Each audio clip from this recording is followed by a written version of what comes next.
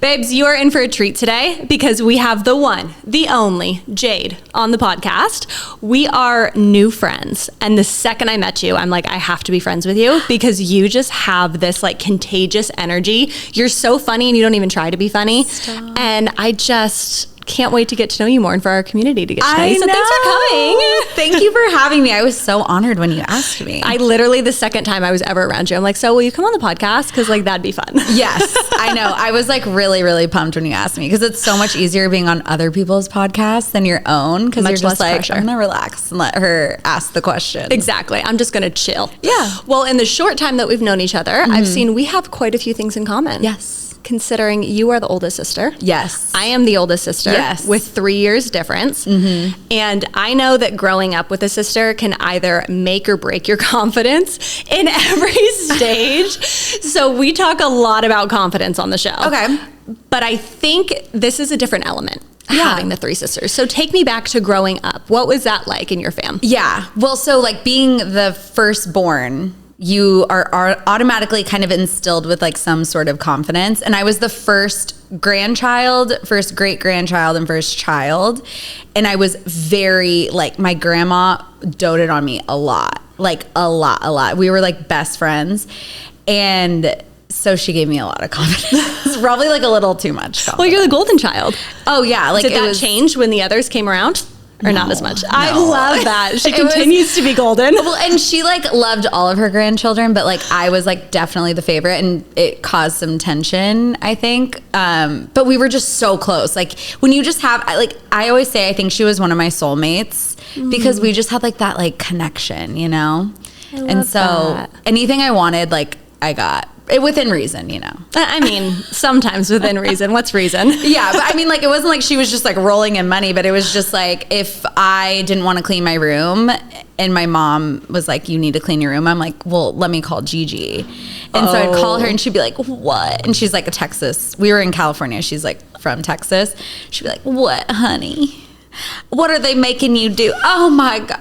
Put your mom on the phone. And I would just like get out of everything. So it kind of like gave me too much. Hey, I like that though. Yeah. Good for you. And so you had that throughout life. You had that instilled confidence in you. Oh, yeah. So then take me to like all of our awkward stages when we're like middle school, high we were school, so when awkward. we take that confidence. I was like the most awkward kid that had like, I was so self-conscious, like at school, not like so self-conscious, but I was just like a typical middle school girl who like had like frizzy hair.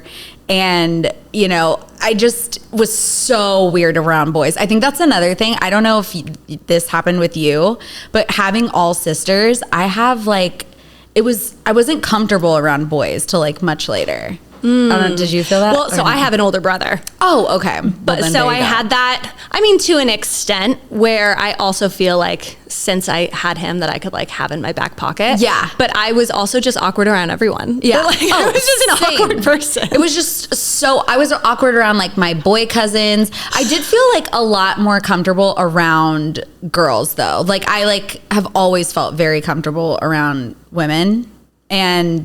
But like boys, I just like could not. I had my first boyfriend was 6th grade. We like didn't talk. We like passed notes and like that's how we got together. That's how it happened. Yeah. How romantic. Where's he at now? Probably like jail or something. Yeah, something like that. Yeah. I had my first kiss in 6th grade. Really? I did. That's like, isn't that kind of risque? That's pretty fast. I know. I was a trendsetter. And it was like in a movie theater, so humiliating. What and was it that like normal that age for you guys? Because we were like kind of a prude school, I think. Were you? I don't. The more people I'm talking to about it, I'm like, maybe we were just like ahead in like not a good way. But I was in a very small town that like there was nothing to do. Yeah. But hang out with each other. Yeah. And I was always hanging out with older people and that's what they did. Yeah. So I'm like, okay, I guess that's cool. But like, I just always wanted to fit in so badly. So they're like, you should kiss your boyfriend. I'm like, I guess so, but it was awful. Yeah. And like never again. But that started me off 6th grade. I love that. My first kiss wasn't until I was like 15 or like I was a sophomore. I like refused to kiss boys. I was like, no, we're not doing that. That's like too much. Like I had like boyfriends, but then they would always dump me because like that's the whole point of having a boyfriend when you're in middle school, like to make out. You know, I feel like dating nowadays which I saw one of your videos where it was literally talking about like AIM and like all the things we used to do growing up versus now. Yeah. I'm like, people, Snapchat. Like Snapchat wasn't a thing too much for us. access. Way too much access. Yeah. I think that's the difference is like, we had access within reason and our parents kind of had like a pretty good, I mean, most of our parents, I think probably we shared a computer. Like I didn't have my own computer. And so my mom would like log in and look at my like all the receipts. So nothing was like sacred. Yeah. But I think now these kids can do like Snapchat disappears and like who knows what pictures they're sending. Like we didn't have access to cameras really. No, we didn't at all. Yeah. And also I feel bad for the kids today going through, like, they will never experience an awkward phase. And like that builds character. So I'm worried about what they're going to be like when they're 30 because they're not going to have that character. Oh, totally. Like my awkward stage, well, I had like multiple awkward stages and it was like, one was middle school where you're just kind of like growing into your bone. Like, you know, when your like boobs start growing and like, I went from everything's like awkward A to C overnight, like, and which sounds like so cool, but then you're like at the so time embarrassed. It's not. You're like, oh my God, now me with fake boobs. I'm like, oh my God, I can't believe these huge boobs. But like my first boyfriend, who we later became like enemies, he would like make up these rumors. He's like, Jade stuffs her bra. Jade takes Blissant, which is like a pill that was like on the late night like ads. Oh my, I don't even know about this. It was like a pill that made your boobs grow. And I was just like, oh my God, like I can barely like come to terms with my own boobs. And like, you're just like pointing them out to the whole school. But don't worry. Like when you're in that, it feels like the end of the world. Yeah. And I don't know if you do this too, but I look at videos from like old interviews of like the icons that we looked up to back in the day like Britney Spears and Christina Aguilera, and the way that men would talk about them in interviews. It's like no wonder we were all so messed up when it came to our confidence. Yes. But also it made people feel like they could talk to us that way and we didn't know any different. Totally. That's actually crazy thinking back. When you look at these old interviews of Britney Spears, the way not only men but women treated her, like the Diane Sawyer interview, basically just like putting her on blast, like calling her like in no short of words like a slut, basically. Yeah. And that's like, I mean, if you were like kissing too early or if you were like touching someone, like if you were like just holding hands, it's like people loved throwing around that word slut. And it was like the worst thing. Oh, yeah. That you could ever be called. Oh, slut. Or what's the other one? It was like, oh, she's like cocky. Which, so it's like you never wanted to be cocky. You couldn't be like too confident. Like there was just no winning being. There wasn't any winning, and there still isn't any winning. Yeah. But I feel like back then, like I struggled so much in high school with my confidence. Yeah, and always just really wanted to fit in and to be accepted. And then I had a little sister looking to me to like kind of be the leader when it came to confidence and helping. That like I feel like I always had to kind of put on this act of confidence so that it would look a certain way to her because I didn't want her to struggle. Yes. And now that we're older and we talk about that, I'm like, it was such a lie the entire time. Truly like fake it till you make it. But I was crumbling inside. Oh, of course. I mean, I moved from California to Texas in the middle of high school. So I like came in, and Texas girls are no joke. Like they will put hair on your chest. If you want to just like be put in your place, like go sit in the middle of like a group of high school Texas girls who are pretty. That sounds like my worst nightmare in high school. It was, well, I think it like gave me so much like learning skills. It almost like made me overcorrect to where like I became a little too much of a people pleaser because I had to like win their trust. Like I feel like I was like intuitive in that way. I was like, okay, I'm not the queen bee, they're the queen bee. Like let them be the queen bee of their school. And then you just kind of like become their friends slowly. It was like mental warfare, I guess. Like I was playing, I don't know. Oh my gosh. Okay. So you moved in high school from California to Texas. Mm-hmm. Okay. Where my whole family's from. So that's why we moved. And so I had some familiarity there. It wasn't like a culture shock or anything, but I was just like, damn. Like California girls, we would wear like flip-flops to school. Texas girls, they're wearing wedges to school.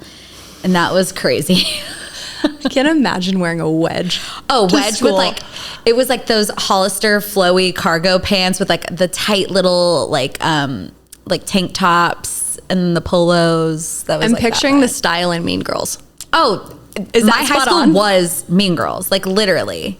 It was crazy. That's wild. Yeah. Now, were you a part of like the in crowd or were you just trying? I weaseled my way into the in crowd. I think I was like kind of nerdier in California. Not nerdier. I was just like more innocent in California. And like I was friends with everyone because I knew them from like the time I was 2, like until we moved. Yeah. And I think I just like got this like I needed to fit in, you know, like you just like want to fit in so bad. And now I kind of realize like fitting in is like not as cool.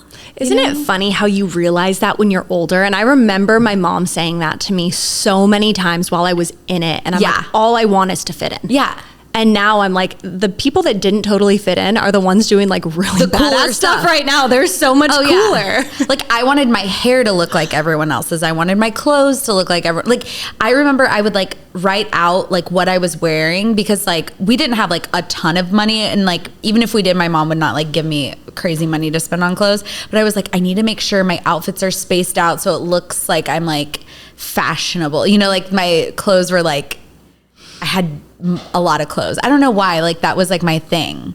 Hey, I get it. Yeah. I also, tell me if you did this or if this is just a me thing. I would plan outfits for the days of the week that I knew I was going to see the most people. Oh, for sure. And like the days that like I knew that I wouldn't, I'm like, okay, like a hoodie and jeans is cool. And the other days it's like was a fashion show. Oh, it was like I felt like deeply insecure about that time, like where you just wanted, but also I had like this weird like deep insecurity, but then this like also crazy confidence, like delusional confidence. Like it was like a weird juxtaposition. Yeah. I love that you bring that up because we had just had somebody on the podcast that was saying she has always really struggled with a low self-worth, but in inflated confidence. And so it's that juxtaposition. Yeah. And we were talking about the fact that a lot of the times, especially growing up, like, did you know there was a difference between self-worth, self-esteem, and confidence? No. Right? What is even the difference? So, right? Nobody knows this stuff. And I'm like, no wonder we're all like confused as to like battling mental warfare with ourselves. Yeah. So confidence is completely tied to external things, external validation, where self-worth is like a very deep inherent knowing that you are valuable, that you are enough, that you are good with like who you are as a human being. Okay. So self-worth and self-esteem get used synonymously all the time. But that really deep inherent, like you just wanting to fit in and wanting to be accepted, but then the confidence of being like, well, you're accepted by the cool kids is like that weird pull. And I feel like that pull continues into our adult life because people don't know this. Yeah. Okay. I think mine might be flipped though. Cause I think I might like have always been like in my mind, I've always been like the hottest girl. And then I like look back on these like pictures and I'm like, you needed help like a lot. Like I like gained a bunch of weight in college and I like just never like saw myself like that. But like I also had this like deep insecurity with like outward things, like with boys and like that kind of like wanting to fit in. I don't know if that makes sense. Well, it might play into the fact too that you were never around boys in your home life. Yeah. So that just plays in. Now, when you went to college, where'd you go to college? So I went to college at Purdue in Indiana, which was like a whole other, like I got to Indiana and I was like, this is the best place I've ever been in my life. I've never been. What is it like? Okay. Indiana is like, it's kind of like Texas, but more boring and cold and like corn, like true corn everywhere. But people are so nice. Like they are like the salt of the earth, nicest people. Like, and I always say that people in the South are nice because they were raised that way. And like people in the Midwest are nice just because like that's who they are. Like that's just inherently who they're just like good people. I like that. They like really took care of me. It was just so sweet. Cause like, I didn't know, I like got there and I was like, wait, I'm in Indiana. Like I've never been to Indiana. Why did you decide to go there? I got a scholarship and it was like, I needed to get out of Texas because I loved my high school experience, but I was just like, I don't feel connected to Texas at that point. And I knew I wanted to get to California and I kind of saw like a good school as like my like ticket to California. You're way back. Yeah. Now, when you were in college, we have a handful of listeners that are going through college right now that are like trying to figure out what the hell do I want to do with my life after this? And I felt so conflicted the entire time I was there because one, I was like, why am I in college? Because nothing that I want to do, like I'm actually learning skills for this right now. Yes. And I changed my mind 85,000 times. Yeah. So what was your experience? Okay, so the parents aren't gonna like this, but here's my philosophy on college. Unless you're getting a skill, like an engineer, a doctor, a dentist, something like that, like honestly, C's get degrees. And I think that like you heard it here first. It's like, okay, so my major was selling and sales management. Like what kind of I didn't know that was a degree. BS is that you just packaged up into like however much money I paid per year, and you're telling me how to sell. Like you don't truly learn how to sell until you get into a job. But like I think I needed the experience of going to college, studying, or like networking to get like, you know, tests, because you know the tests circulate and like you cheat a little bit, or not cheat, I guess it's just like, I mean, they should change their tests if they don't want you using them. But like all those like people skills, I think that is what I learned in college. So, and I think you will find your way. Like it will all work out. Like the beginning of your 20s, that's free. That's a huge runway to like mess up. You can do whatever you want almost. I could not agree more. I feel like 20s are your selfish years. Yes. 20s are your years that you can make as many mistakes. And unless you've like gotten married and had a child and settled down, like you really have not a lot of consequence because you still have time to learn from those mistakes and to try something else. Totally. And I feel like when I turned 30, and I know that you felt the same way, it's like things just kind of clicked. Oh. Like my confidence skyrocketed. Like yes, everything changed. And now looking back on my 20s, I feel like there's so much wisdom and advice and things that like I wish I could tell that version. Yeah. So let's dissect our 20s for a hot second. Okay, my 20s were a mess. I mean, as you know, like long story short, I got married in my 20s and I got divorced when I turned 30, like literally the week after I turned 30. Okay, spill everything. So I started out, I moved back to California. I did the thing I wanted to do. And then I met my ex and I was with him from 23 to 30.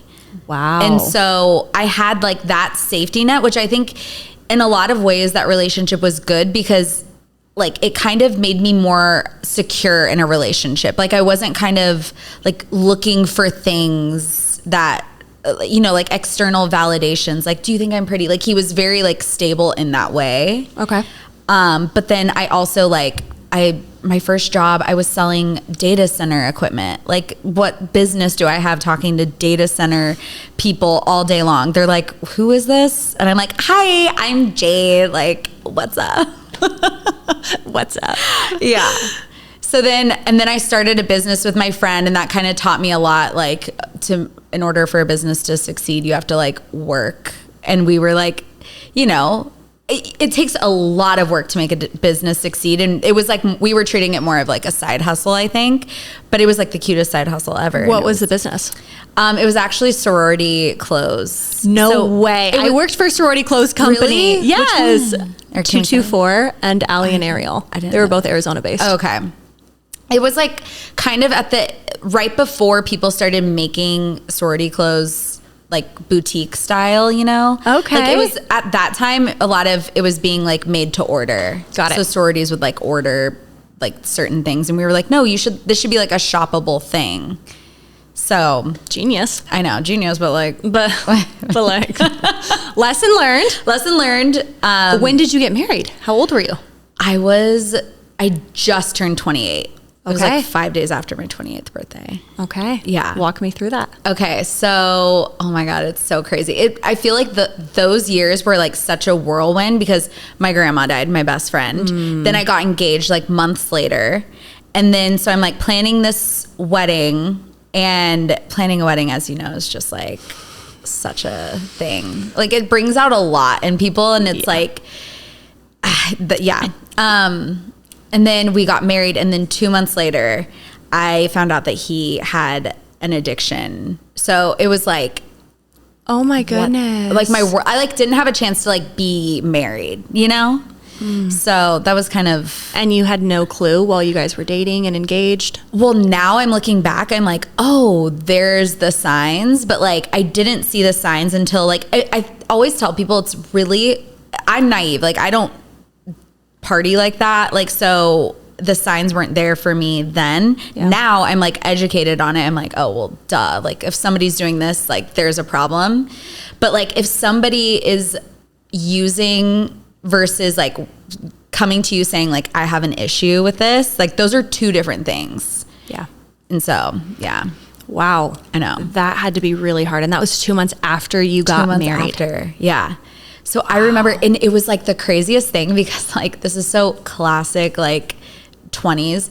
I was getting ready for a bar crawl, a Big Ten bar crawl in Manhattan Beach, or no, it was Hermosa, same thing. And I like walked in and he was like on the phone with an outpatient treatment trying to like get something scheduled for the Monday. And I was like, who was that? And he was like, oh, I have this like problem. And I was like, oh. And then I remember being like, I don't want this to ruin my day, but this is going to ruin my life. Like, hold that thought. I'm going to go binge drink all day and then we will deal with this on Monday. So it's just like, you gotta do what you gotta do. Yeah. But wow, your whole world just came crumbling down. Oh yeah. Cause I knew it was like not gonna be good. Cause like when somebody says they have a problem, like I knew enough at that point to know that this is not gonna be good. But then I like, the more I learned about addiction, I was like, this is really not gonna be good for me. Wow. Yeah. And so did he check himself in? What did that look like? Oh yeah. So like, we were married for 2 years. And then the first year it was like a lot of like outpatient treatments, which like the world of addiction is, there's no like definites, but like in my experience, like if you have an addiction, I think and it's like bad enough to where it's like taking over your life. I think inpatient treatment is really, really beneficial if you can do it.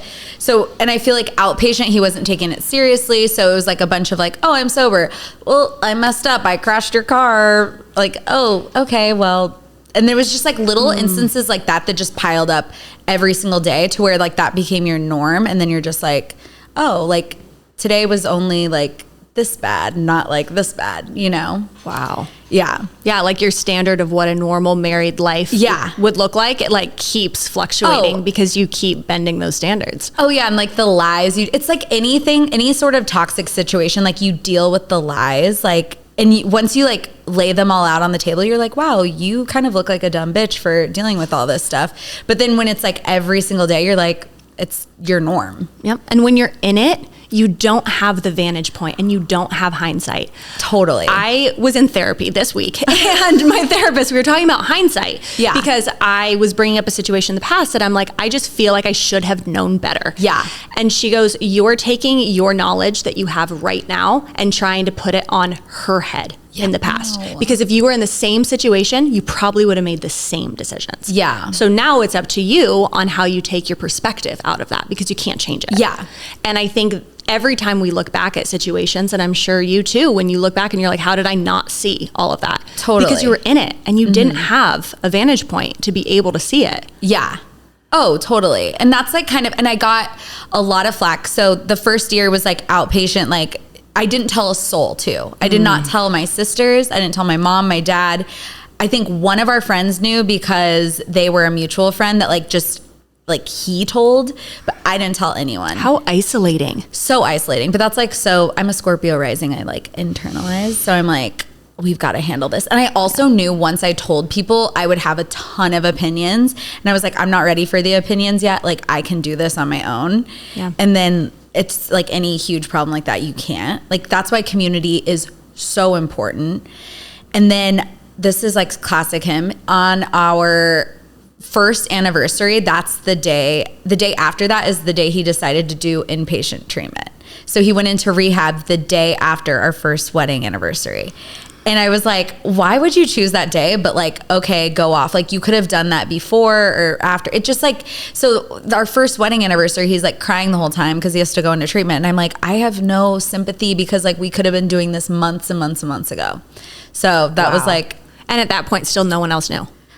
Well, then I had to tell people. I was going to say, how did you? So I remember I was like, I called one of my best friends, Lisa, and I was like, so he's going into rehab. And she's like, wait, what? I'm like, this is what's going on. And she was like, okay, we're gonna like do this together. So I had like my 3 closest friends like kind of rally around me. Good. Even though like I didn't even ask for it. Like I didn't want it. I was like, no, I've got this. But then they were like, oh, we're just gonna come out to visit. Just a fun visit. And like they just like knew Those are good friends. what to do. Yeah. Those are good friends. So like eternally grateful for those girls. They've like had my back so much. That's huge.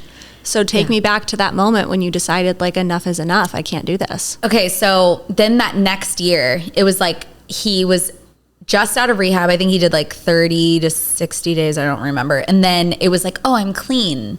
And so it was like, I'm living a clean lifestyle. I'm going to meetings. You are bad. Like you're doing this. So it's like very much like placing the blame. But like, I didn't realize that at the time he was kind of like distracting, I think, with that. And we were like in a lot of therapy too. So we were not alone in this.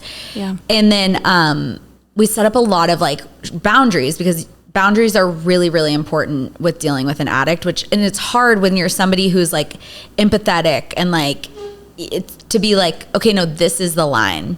But then for whatever reason, I was gone on a trip with my girlfriends, and then he, like when I got back, he had already like gone because he traveled a lot. So we were like 2 ships passing in the night, and I got home and I found some like evidence, and I like, that was the nail in the coffin. I was like, oh, he's been lying to me for a year. Cause like, that was my thing. Just don't lie to me. If I ask you, please tell me. Like, I won't even like I won't even make a stink of it. I just will like, that's your boundary. No, that's my boundary. Truth. So for whatever reason, like the confidence, like talk about confidence. Like I have never been so like sure of myself or like trust in myself. I was like, this is it. We're done. Like that's done. And I like called him, he like hung up on me. Then he was like, oh, trying to, like rationalize it. And like, then I'm like calling the mom. I'm like, you better get out here because this kid's got to go to rehab. Like I can't do this alone. It was the first time I'd ever asked for help. She said no. So then I had like friends help me. It was just like friends, honestly, in my family were like, I really it showed me who was good in the world, Yeah. I didn't see a lot of bad in my divorce. I saw a lot of good, which was like nice. That's actually really cool. Yeah. I've never heard anybody take away that perspective before. I think it's also like your mindset, like what you're looking for. Like I wasn't looking for the bad. Like I didn't even, like there was a lot of people that like had a lot to say because, sicker or, sicker, like poor, yeah, whatever. And I understand that, but that was like not my trajectory. I wasn't like interested in being in a relationship with somebody I couldn't trust. And so, but I was so confident in that the voices didn't matter. So I didn't see the bad. I only saw the good. I only saw the people that were like, I'm proud of you, or like, what do you need? Like, let's go get coffee. Let's go on a trip. Like things like that, That's amazing. Yeah. And I think we've kind of been sold this idea about marriage too, that I get in your vows. Yeah. Sicker, poor, whatever else. Yes. I don't think that anybody should stay in something that is that taxing on you, knowing that you never got to really see the good. Yeah. So why should you be now dedicating your entire life to something that you have never seen? Yeah. That seems unfair. Oh yeah. And like my bad was like, oh, I can be messy. I can be like a bit of a brat. Like, those are normal things. Yeah. Like I wasn't putting people's safety at risk. Yeah. That's hard. Yeah. So you basically reinvent yourself completely. Totally. At what age did you It was finalize your literally divorce? a week after I turned 30. I'm not kidding you when I say the switch happened at 30. Like it happened at 30. Like you can see it in pictures earlier in that year versus like after the split. My face, that's like a glow up. People were like, what did you get done? I'm like, nothing. Like it was literally just pure like happiness and like confidence. It was like scared. I was so scared. Like I didn't know if I could financially do it. That's like something that I think a lot of people don't talk about it as like, I think they talk about it when there's like kids involved, but like when it's just you and you're like relying on someone for so long. But I was scared in that way, but I was so sure like there was something better for me out there. So if there's somebody listening right now that has that knowing that you had, but is too overwhelmed by fear to take a step forward, is there anything that you did hear or wish you would have heard to be able to have confidence in your intuition and move forward? I think like trusting your gut. If you have that little thing that's just like gnawing away at you, like trust your gut. And like, I am somebody who like, I have a long leash. Like it takes a lot to get me to that point. But like, once you get to that point, like listen to it and act on it. And like, it's for me, like I acted quickly and I didn't like toss him out of the house, but I made the boundary, like, this is my house now. We can figure out what to do with your stuff, but like, this is where I'm staying. And I think if you don't have that luxury, find the person in your life that you trust. Like people want to help people. People are good. Like if you are scared, like there is nothing like going to somebody and being like, how do I do this? And people will help you. And I think that's like the one thing I would say, like people are good. Like, and trust me, I talk so much shit about people. Like I am like the queen of talking shit, but like at the end of the day, I love like, you know, camaraderie and stuff. And like, I would help anyone in that situation. I know other people would. Absolutely. If you're honest, yes, anybody's going to be there to help. Totally. Even if it's your fault, like maybe if it's, you're the reason why your marriage is like crumbling. And I don't know if it's like, you can say that, like it's never anyone's, well, I guess it could be people's fault. Potentially. Yeah. But like people want to help and just find the good. Yeah. Because it's out there. I love that. Yeah. So what was rebuilding your life like? You turned 30. You are now single. You moved. I know. I stayed. You stayed. I stayed in the house. When did you move back to Texas? At the end of 2020. So okay, fill the gap. She was high. She was on high, then she went right back down.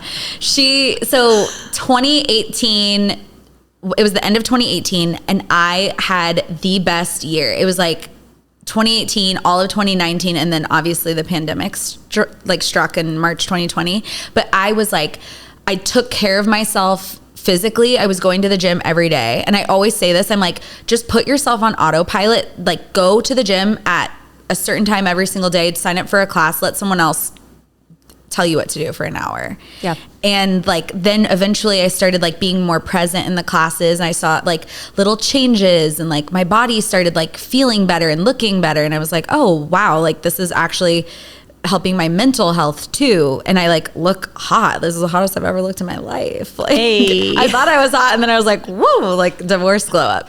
And then like little things like that happened. And then I got in touch with like a guy from college, and this is where it all went downhill.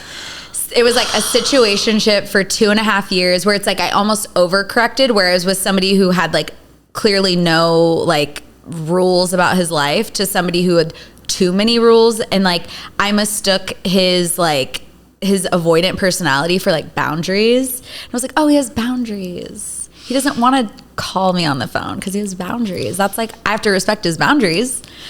And I'm like, no. That's like somebody who's just like avoiding intimacy. Yeah. Yeah. But you had to learn that. Totally. You know, and thank God you learned it as quickly as you did. Oh yeah. Because there was a happy ending at the whole thing. Okay, so did you move for him? Yes. Oh, but well, it brought you here.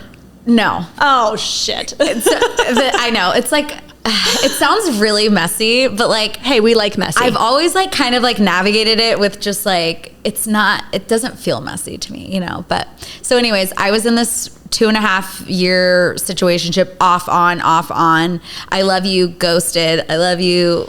I have a girlfriend, like that kind of vibe. Ooh. But then it was like, you know what? I finally know what I want, and it's you.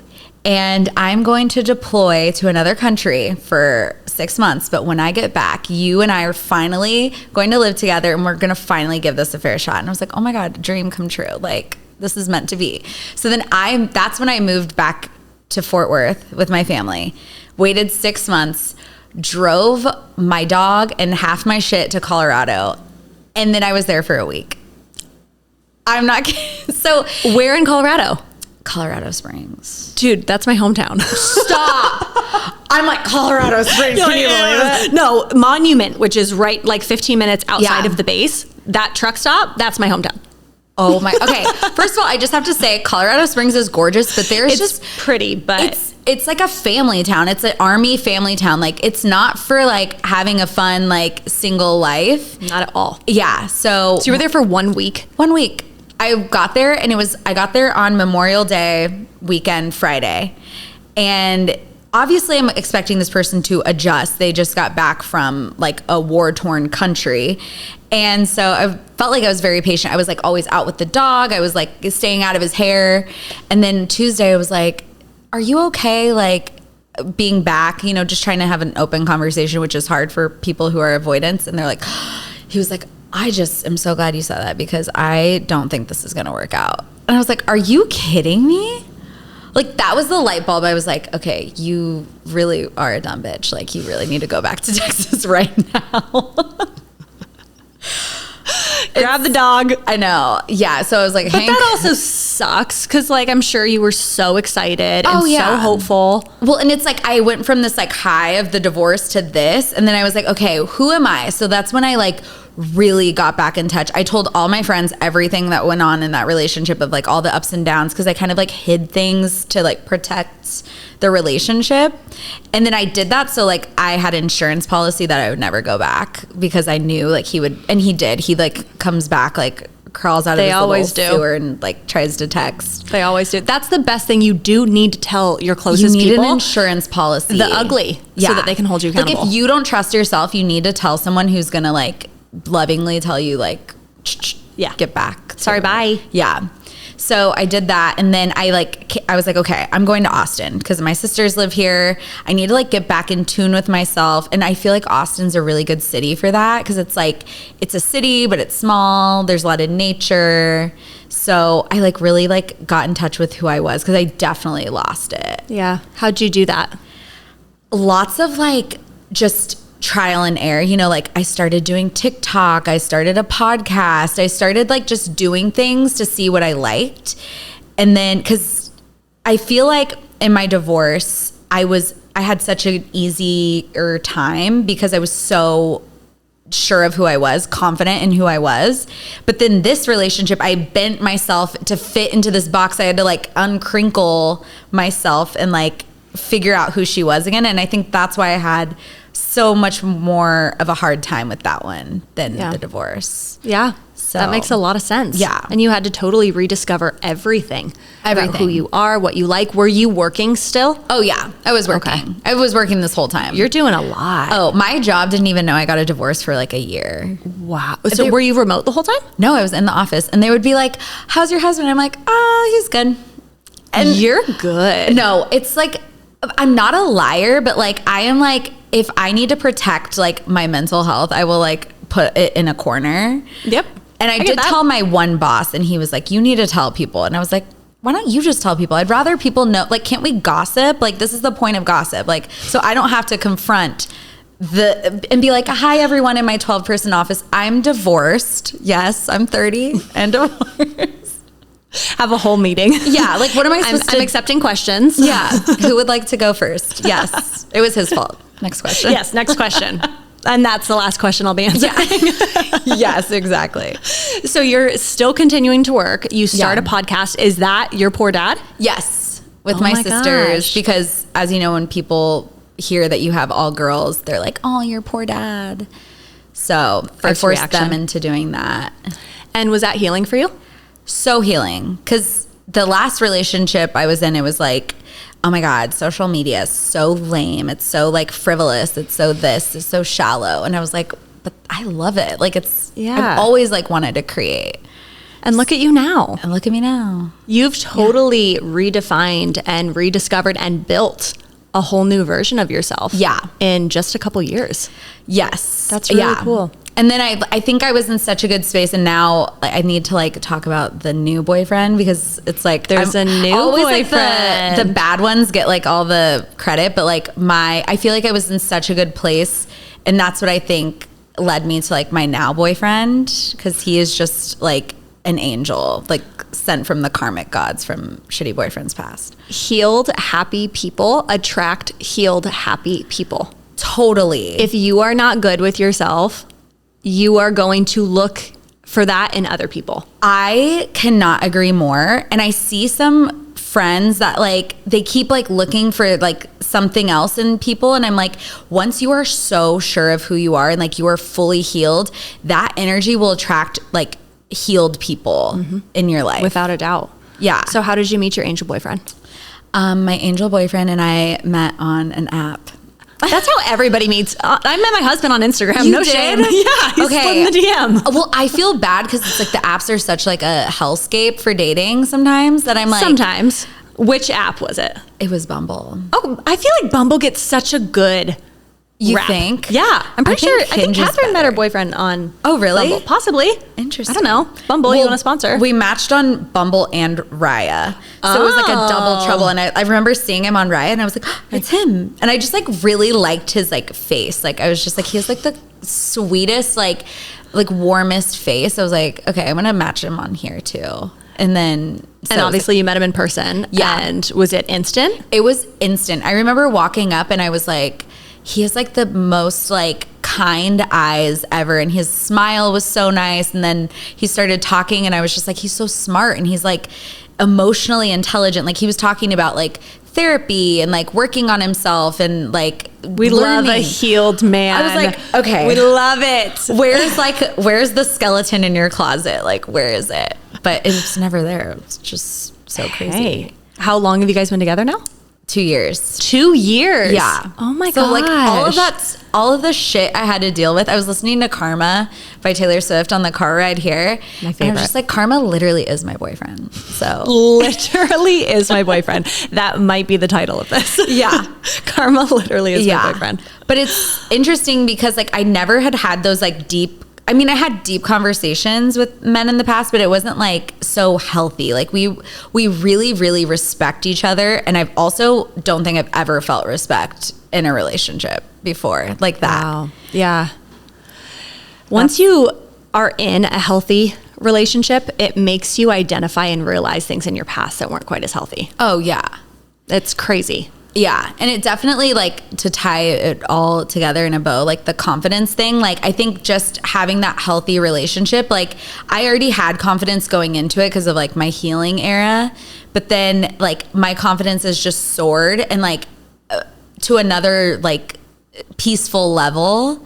Yeah. Because of him too. So like he didn't complete me. He just kind of like gave me like a little like boost, you know, like Mario. I like love it. Super He Mario. adds. Yeah. He adds. And that's Yeah. how it's supposed to be. And I also think that so many of our listeners really need to listen to the bits and pieces of your story that took so much courage because you had to decide to leave your marriage.